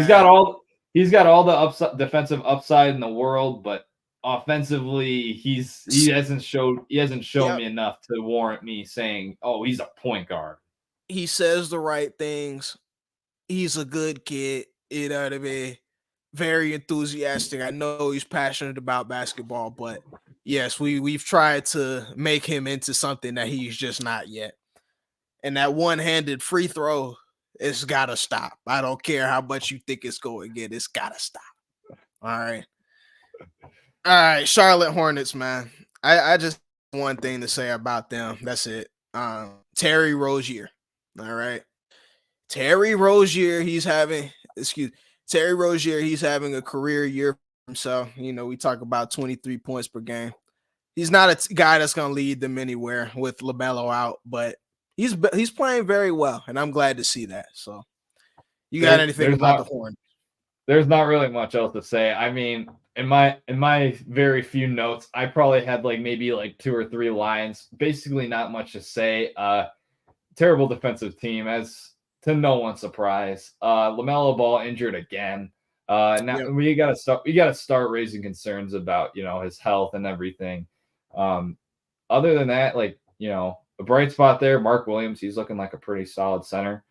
Is he the center that this Hornets team has needed? I mean, it's still, I think, yet to be seen. But other than that, I got nothing.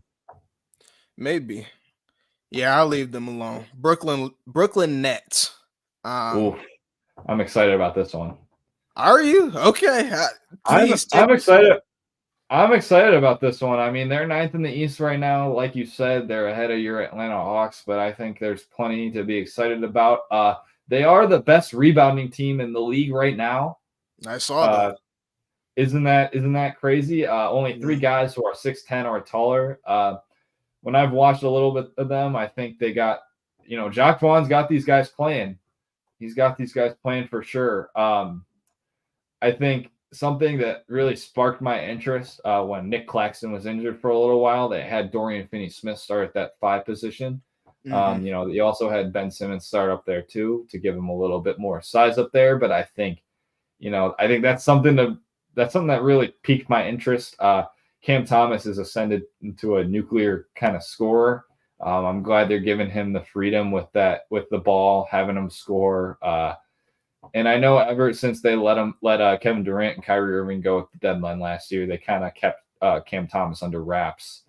But I think now he's starting to really show out. Mikal Bridges, obviously, he's there too as a one of the best 2-way players in the league, I think, right now. There's a lot to be excited about this Nets team.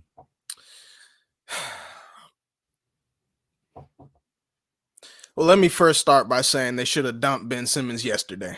Okay. I don't care how good he is when he's there, because he was pretty good when he was when he was healthy, he was pretty good. But there's a reason why he's gotten passed around. He just can't stay healthy, and I don't know if he will stay healthy. I'm not a fan. I think they need to get rid of and focus on the guys that they have that show up to work every day and are playing very well. My only question with the Brooklyn Nets, and I have the same question about other teams like the Jazz, maybe some other teams that's left, I don't know. But what are we doing here? What are we doing here? I feel like we need to assign our player roles here. If Cam Thomas is our point guard, okay, so be it. Let's make him our point guard. Don't have Spencer Dinwiddie running around with the ball, trying to pose as point guard, throwing the ball out of bounds, whatever, etc. All right. If Mikal Bridges is our superstar, then let's make it that way. All right. I like Cam Thomas on that team as well. I like Claxton, but we have guys like Dorian Finney-Smith. I can parlay him into some parts. You know what I mean? Like I can shift around some of these guys on this team because a lot of them play the same-ish position. And like you said, if Claxton goes out, then I'm forced to play a 6'6" guy, a 6'7" guy for my center. Like I don't know. I'm not gonna lie, he kind of held his ground. When I watched him play my Bulls, like he's held his ground at center. And obviously they had Ben Simmons kind of help out with those sort of rim protection duties as well. But yeah, it definitely impressed me. He's a good player. They got a lot of versatile players on this team. They are, but it's too many of them for me. Yeah, it's just too many of too many. There's not enough balls to go around for all these guys. That's just my thing about it. But I'm need a main facilitator. They need a main facilitator, and they need a center. I think Claxton's great. but they need a big guy. You know what I mean? Like they need some size in there. Is all I'm saying. So it's good that I mentioned the Jazz already. Same thing with them, but I want to focus more on this Lauri Markkinen thing. He's been in trade rumors a lot recently. I'm on the fence. Should they keep him? Should they let him go? What do you think about that Lauri Markkinen thing? I mean, as good of a contract as he's on, he's owed, I think, 17 million this year. That contract that they the Bulls signed and traded him to the Cavs. What was it, 2 years ago? Mm-hmm. It was like 4 years, maybe 64, something like that, in that sort of avenue. It's a pretty solid for the production that he's putting in. That's a very, very good contract. And Yeah. I think people are expecting, people are going to give up the farm, maybe not the farm, but like give up a good amount of assets for Lauri Markkinen. I just don't see it. I think most of his production is due to him having no other guys that can do what he does around him. And shout out to Colin Sexton. He's averaging 26 points as a starter for this team this season. That cannot go without being ignored. But I think with Lauri Markkinen, and even John Collins, he's been an absolute disappointment. And who would have guessed it? A team without a playmaker, another team without a playmaker, and a guy who needs to have this table set for him. He's struggling. Who would have guessed it? I think I could have told you that.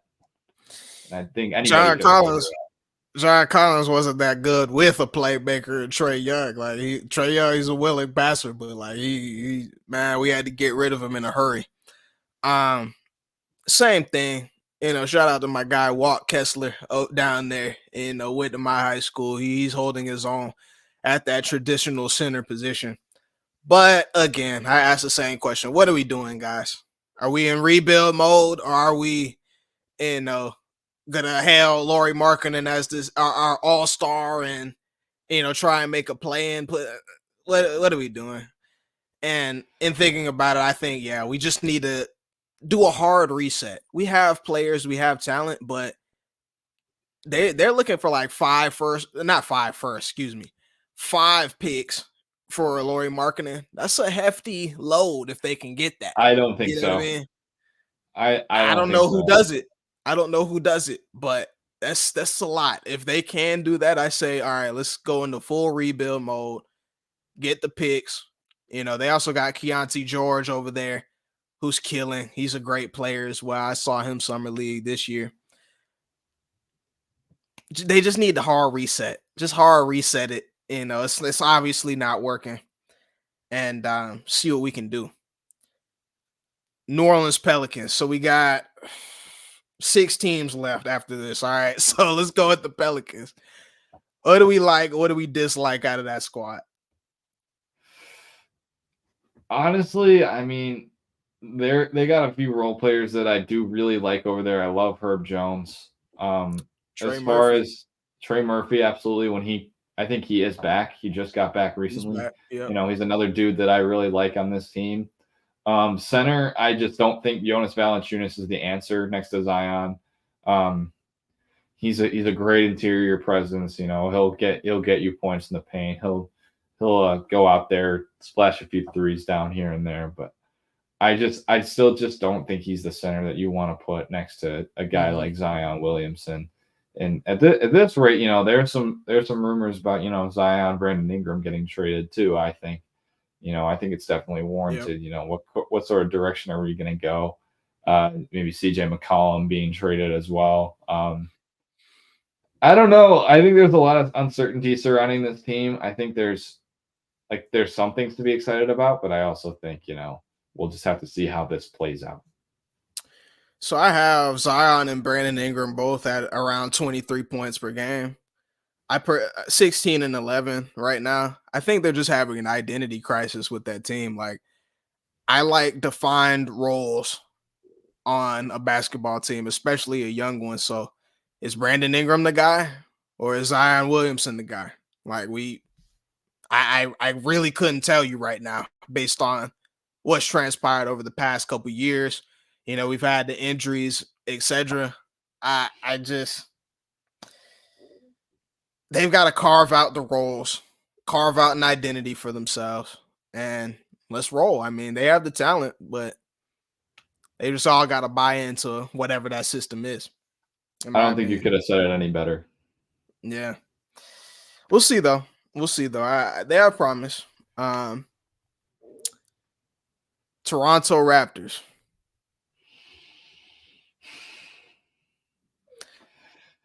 I don't know, Scrap them for man. parts. Yeah, Scrap them for parts.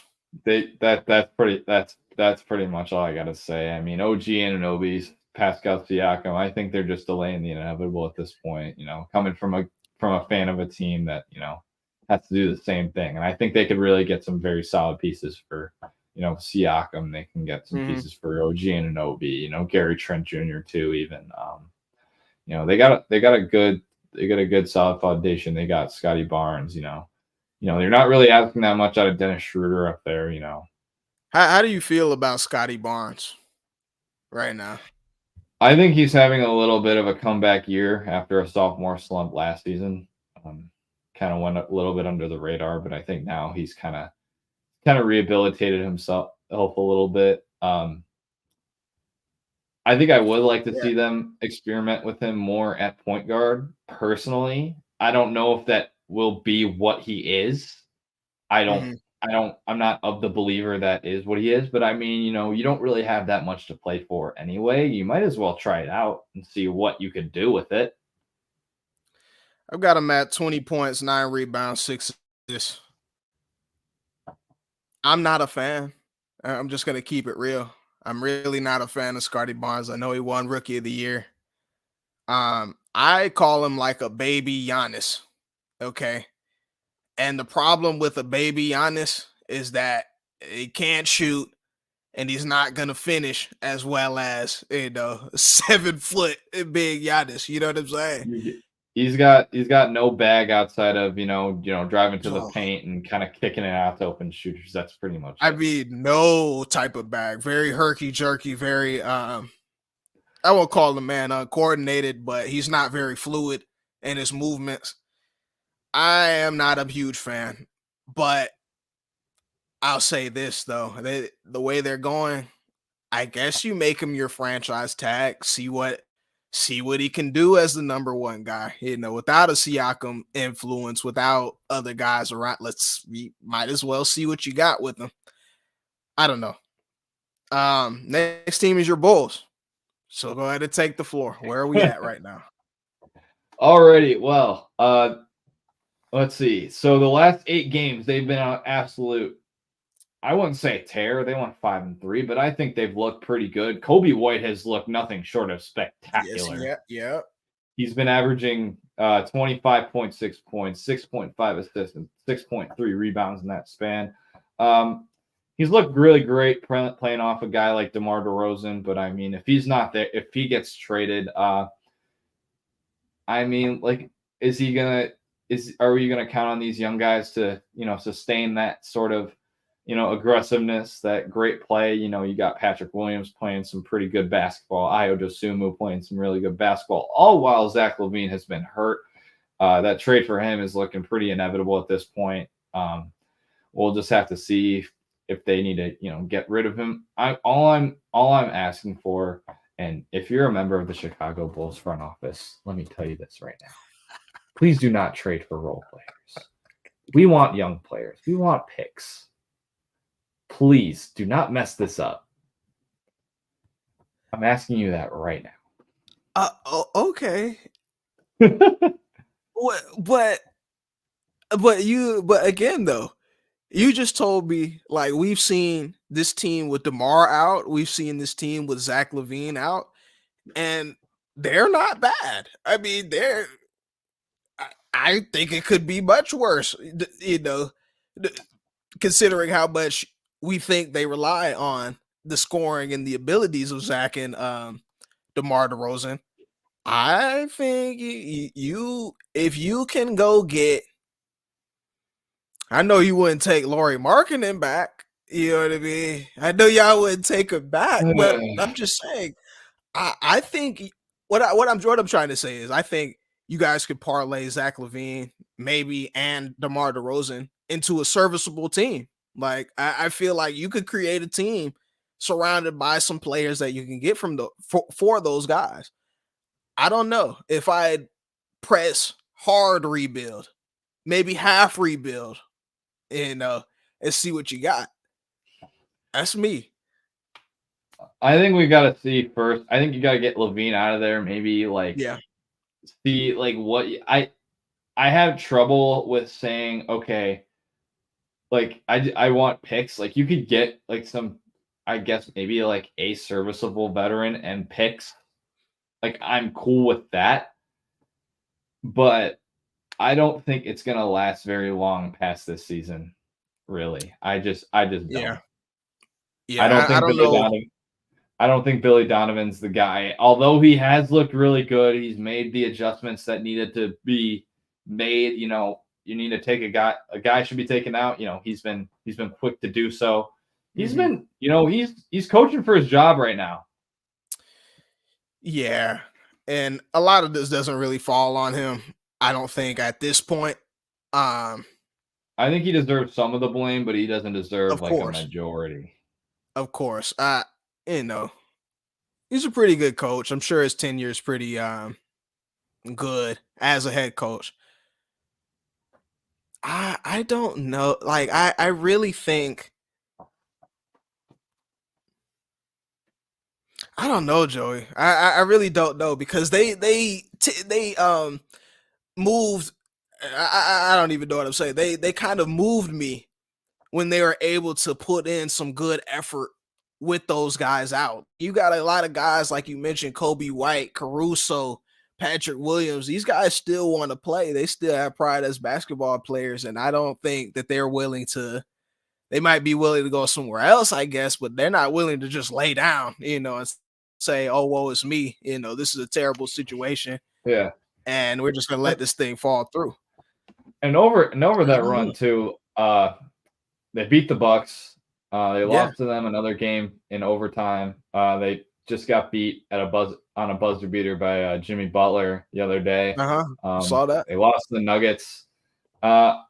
They've looked like a competent basketball team, and They're lo and okay. behold, they look like a good basketball team. They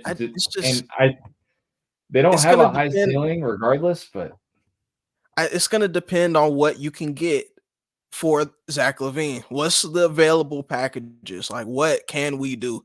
If you can't bring in some serviceable vets, something like that, then yeah, I think go ahead and just get rid of everybody. Try it again, but I don't know. It's gonna depend on that market. Um.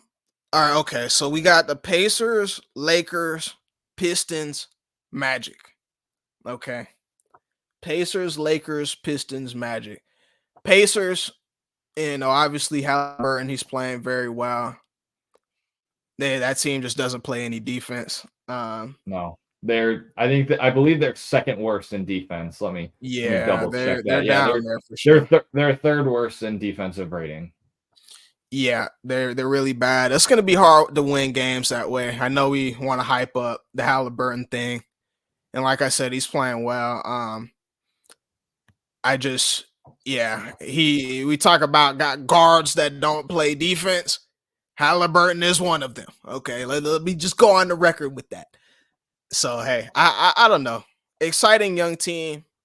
They're also top of the league, top 5 in points per game. Very exciting. So we'll see. Let's rapid fire this. My Lakers. Let me just say, from my perspective, I like what we did in the offseason. We've got a lot of guys to plug it with, but I think we're an older team. Like our stars are old. We're just cruising right now.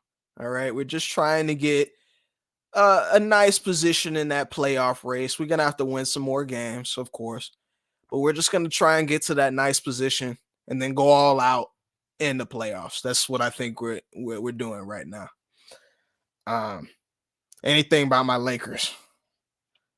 I think offensive rating, they're pretty far down there. I don't think you need to make like it's something that you need to make like a huge adjustment. They're 22nd on offensive rating. I think we need a little bit of consistency from some of their main guys, like Anthony Davis. I know he's health bug has gotten to him a few too many times. I think he's been relatively inconsistent this season. LeBron's not getting any younger, that's for sure. He's in year 21. Yep. He's and Austin Reeves has been. I mean, he's been okay. He's been a little wishy-washy, but For sure. As a fan, again, I'm not worried though. I'm really not worried. I think we have a lot of guys. I think we could stand to be a better 3-point shooting team. I don't know where we rank, but I know it can't be that good or great. I'm fine right now. I don't think we need to make a splash trade or anything crazy. I'm fine right now. But what are your thoughts on Darvin Ham right now?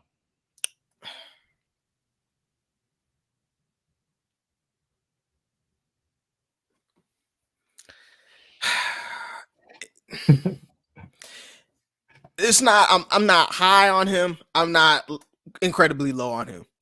I like him because it seems like the players like him. He's a player coach. You know what I mean? He has fun with the guys in the locker room. He believes in everybody.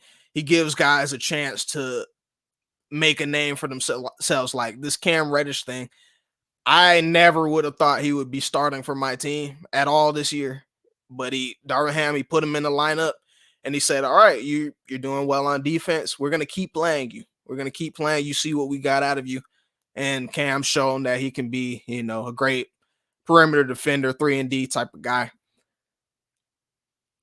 Low end, like when we get to the playoffs, we can't get outsmarted. We can't get swept again. I'm going to just leave it there. I'm just going to leave it there. I'm with you 100%. That's how I feel about it. Let's just knock this out the way since we're talking coaching. Monty Williams is getting paid a bankroll to coach that Pistons team. Okay. He's getting paid with a brain for that Pistons team, for that abomination that they put on the floor every single night. I want to take a look at this losing streak that they've got going on. 23 games. Bro. Haven't won a game since October. That is terrible. That is absolutely inexcusable, even for a rebuilding team. And we've watched the league a long time. We've seen some bad Pistons teams. You know what I mean? Where the talent, we can tell, is just not on the same level as the other teams in the league. This is not one of those teams. You've got a lot of different athletes on that team where you can at least not lose 20 in a row. How about that? Like at the very least, the bare minimum. Okay. Monty, whatever system you try to put in place, obviously it's not working, but you clearly need to do better. Like that's not what they're paying you to do, to come and do. Like I think all that Monty Williams has done for this basketball team right now is basically say, hey, look, Jalen Duren is our guy at center. Anybody could have told you that. Anybody. You got Isaiah Stewart. You traded for James Wiseman a little while ago. Yep. Marvin Bagley too. Like anybody could have told you that Jalen Duren was going to be your guy at center. Anybody. Yep. And like that's pretty much all he's done. He's benched Jaden Ivey, put Killian Hayes in the starting lineup. I mean, I get it I kind of get it in the sense that, we want to see what this guy has before we just kind of, dump him for nothing. He's not an NBA player. I'm sorry. Killian Hayes is just he's not an NBA player. Killian Hayes. Like, no. I couldn't agree more. Listen. Hayes, I mean, I know he's done some good things. I'll give that to him at least. But no, man, it's not translating into wins. Monty's got to be better. You got to be better, man. And last but not least, let's end on a high note. Let's talk about our Orlando Magic. I think that's got to be the shock out of anybody that we've mentioned. This whole season. The whole season. The Orlando Magic. The third best defensive rating in the league right now. Yes, sir. Who would have thunk it? Not me. I mean, just great for the league, I think. Just great to see for that franchise. Paolo Banchero, obviously, he's playing great. 21 points a game, 7 rebounds, 4 assists. He's their guy for now until hopefully until the wheels fall off. I mean, you see what we have in this guy. We knew he was going to be this way, especially when he came out last year. I like it, man. I like what they got going on, and I'm hoping for that playoff berth.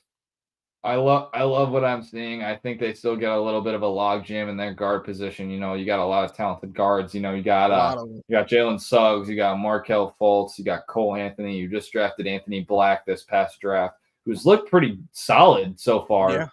Might I add? Better than I thought. Better than I thought for sure. You know, he's got a lot of size on him at 6'7". You know, he's been doing really good. I think there's definitely a lot of space for improvement there. I think the only thing that they're really missing is maybe a little bit of center depth. Like that's pretty much it. I mean, Goga Badazzi in place of Wendell Carter Jr. He's looked pretty solid. And Jonathan Isaac, I think coming back, he's looked pretty. It looks like he's like a little bit less of what he was, but you know he was a really good defender, and he's one of the very few people in this league that I would trust to guard 1 through 5. That's for sure. I mean, he's looked solid at best, and of course, it's early. Like the year is gonna go on. They definitely do need Wendell in that center position for Batadze. And I don't know. I'm just so glad. I'm just so glad that that's working out over there for them. Yes, they can make some moves, but I don't know if they do that in the middle of the year. I think you see what you got this year, and then in that summer, see what you're missing and go from there. Jamal Mosley, I think, deserves some. I think he might be coach of the year this year. I think he's definitely coach of the year. If they're gonna end in a playoff position, you might just be right, sir. Like you're gonna have to like permanent Sharpie Jamal Mosley in for coach of the year. And might I add, Joe Ingles, he may look like the steal of the offseason. He just might look like the steal of the offseason. Anybody that knows Joe Ingles, though, he may not look like it, but he can hoop. I saw a TikTok a little while ago, and I should have sent it to you. Joe Ingles does not look like he should be a basketball player. Yeah, no, not at all. It made me laugh so much, Mo, and I should have sent it to you. Oh my god. That was probably the funniest TikTok I think I've seen this week so far. Dude, Joe Ingles, again, he's the type of dude, like if he just wore just a random sweatsuit or something like that, pulled up to your LA Fitness, people wouldn't even pick him on the team. You know what I mean? They wouldn't even pick him the run with him. Gets into the game, probably drop 40 or 50 on you, just because he's that good, just because he's better than you. Like, that's a funny dude. That's a funny dude. But all right, man. I said we were gonna go 40 minutes. We may have doubled up on that. Yeah, we may have doubled up on that. Listen, I'm gonna just go ahead and let's hard end it here. Joey, I appreciate you again, man. We got to do this on Monday, something like this. I love it. I love this, man. Have an NBA talk for sure. Make sure y'all follow Joey. Let me get his ad up here.